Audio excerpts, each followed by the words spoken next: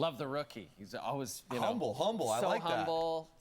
He's a thanking rookie. his teammates. That's right. He's doing it exactly That's right. He's doing it exactly right. So the Chiefs begin their pursuit of 3 straight Super Bowl wins with a victory in their opener against the Ravens. And you alluded to it. This is already a high-powered offense. You add a rookie like that, it looks like it's going to be even more dangerous this season. Yes. I mean, I remember last year, beginning of the year, we said, hey, there's no weapons outside of Kelsey to throw to. Rashee Rice developed into that weapon last season and certainly continued today. Now you add Xavier Worthy in there. Again, with the creativity you that always Andy talk Reid about that. has, Yeah. I mean, this is a special offense. And I thought that everything that went negative for them was self-inflicted. They had a couple drops, couple plays they could have made that I think they will in the next few weeks. But you saw everybody. And Patrick Mahomes looked great. He could throw in the pocket. We saw him extend there, a few plays. I also think when they play teams that are a worse defense than the Ravens, that run game with Pacheco and P. Ryan is also going to come to life. I mean, this team now has options. I think Xavier Worthy is going to, continue to grow, kind of like Patrick Mahomes said. I think Rashee Rice is going to continue to, get better and make plays. And I also believe he didn't have any catches today. He might have had one of the drops. But you'll see Juju Smith-Schuster be their kind of number 3 possession receiver at some point. Yeah, I'm sure they'll appreciate the depth as the season goes on. And then you talk about KC's defense. And we talked about Chris Jones and how just incredible this guy can be. But they did lose L'Jarius Sneed, and that's a big loss for them in the offseason. At the same time, though, they were pretty effective in this football game. Yeah, I thought they were elite, and I got to tip my cap. I know I sound like a broken record, Jay, but the defensive coordinator, Steve Spagnuolo, has these guys playing so well within the system. And part of the reason you see Chris Jones get the success is it's hard to plan where he's coming from. I mean, here you go. You got 3rd and 6. They're sending 6 guys here with a nice loop. Both backers are coming. Look at this play. This is a phenomenal player coming downhill against an elusive back, Justice Hill, and you got to make that play. Later on, they're going to show like they're bringing 6. You're going to have one guy bail, no looping here. But again, what happens? Now you got a man coverage or one-on-one with Chris Jones, and he's able to go in there and get a strip sack. They all combine. You got to understand when you're calling a defense, especially one that Steve Spagnuolo, is that things play off of each other. So now all of a sudden you go and it's like, hey, they just brought 6.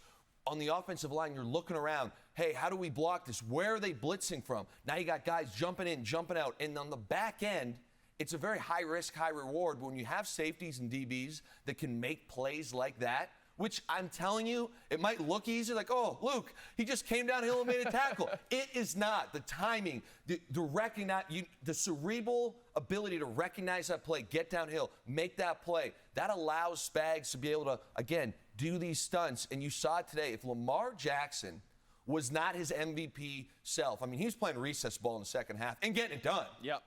We're going to talk about that final drive in just a second. Yes, this game gets ugly if it's not for Lamar Jackson. Well, let's talk about the final drive. Because by that point, and Mike Tirico and Chris Collinsworth alluded to it, that defensive line for Kansas City was getting tired. They were getting really tired, and they were getting worn down by everything Lamar was doing.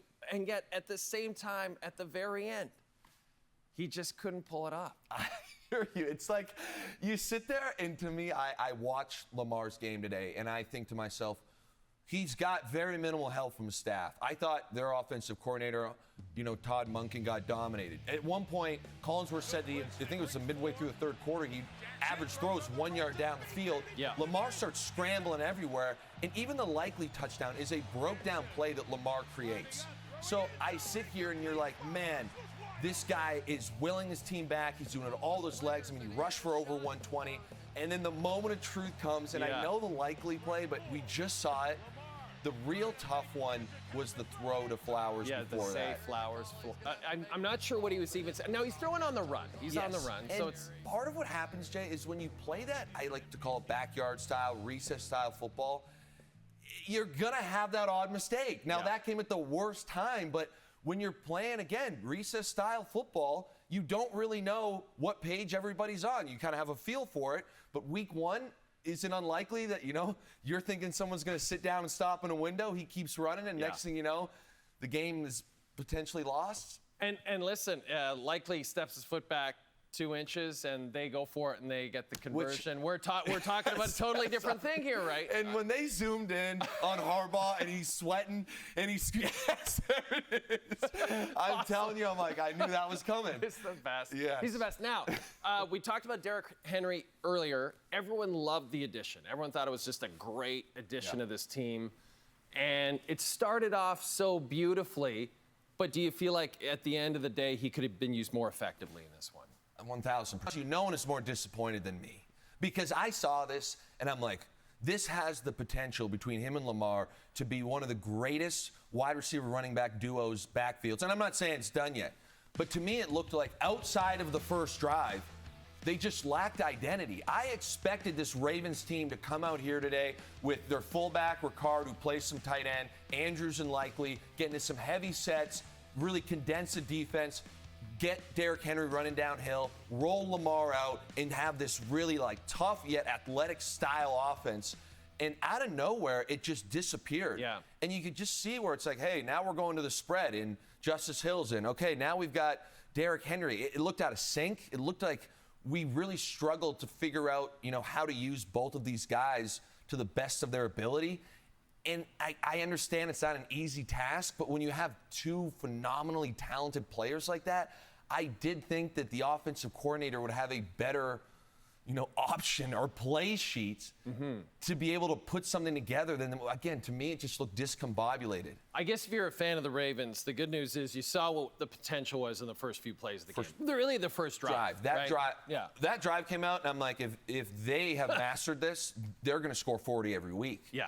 But then all of a sudden, again, I just felt like the offense really lacked identity, which for a veteran, 2 real veterans, MVP, it was disappointing because I was probably the most looking forward to seeing how that played out.